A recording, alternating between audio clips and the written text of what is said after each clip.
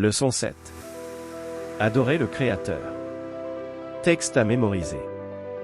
Tu es digne, notre Seigneur et notre Dieu, de recevoir la gloire et l'honneur et la puissance, car tu as créé toutes choses, et c'est par ta volonté qu'elles existent et qu'elles ont été créées.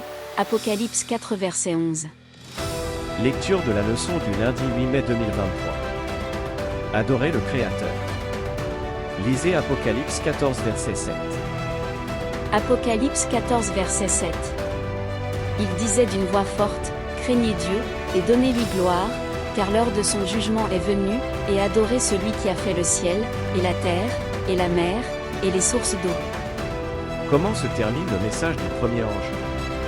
Quel appel final ce message de l'heure du jugement lance-t-il? Voir aussi Ésaïe 40 verset 26, Jean 1 verset 1 à 3 et Romains 1 verset 20.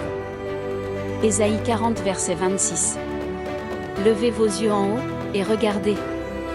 Qui a créé ces choses? Qui fait marcher en ordre leur armée? Il les appelle toutes par leur nom, par son grand pouvoir et par sa force puissante, il n'en est pas une qui fasse défaut. Jean 1 verset 1 à 3.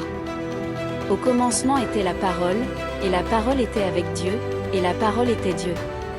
Elle était au commencement avec Dieu. Toutes choses ont été faites par elle, et rien de ce qui a été fait n'a été fait sans elle. Romains 1 verset 20. En effet, les perfections invisibles de Dieu, sa puissance éternelle et sa divinité, se voient comme à l'œil, depuis la création du monde, quand on les considère dans ses ouvrages. Ils sont donc inexcusables. Apocalypse 14 verset 7 se termine par un appel à l'adoration du Créateur.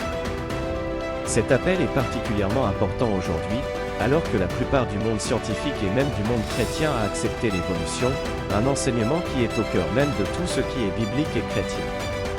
Si l'évolution était vraie, notre foi serait, par nécessité, un mensonge. Cela montre à quel point c'est un sérieux problème. L'appel final d'Apocalypse est donc enraciné dans le premier livre de la Bible, Genèse.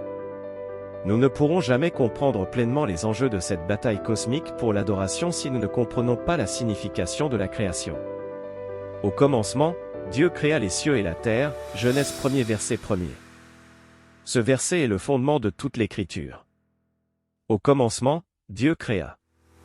Le mot hébreu pour « créer » dans ce passage est bara, un verbe qui est utilisé uniquement et exclusivement avec Dieu lui-même comme sujet. Pour avoir une petite idée de la puissance illimitée de Dieu, considérons un seul objet de sa création, le Soleil. Le Soleil produit plus d'énergie en une seconde que l'humanité n'en a produite par le pétrole, le gaz, le charbon ou le feu depuis son existence.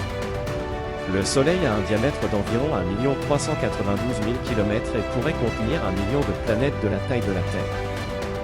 Mais le Soleil n'est qu'une des 100 milliards d'étoiles que compte notre galaxie, la Voie lactée. Une étoile appelée l'étoile du pistolet dégage jusqu'à 10 millions de fois la puissance générée par notre Soleil.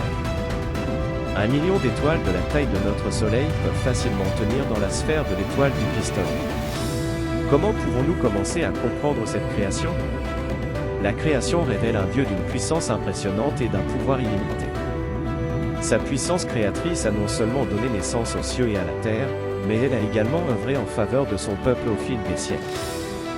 Il est le Dieu qui a créé ce monde, qui est toujours présent dans ce monde et qui n'abandonnera jamais son peuple dans ce monde.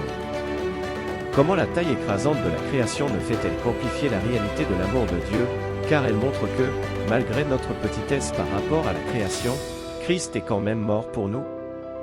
Bon lundi. À demain si Dieu le veut pour une nouvelle leçon.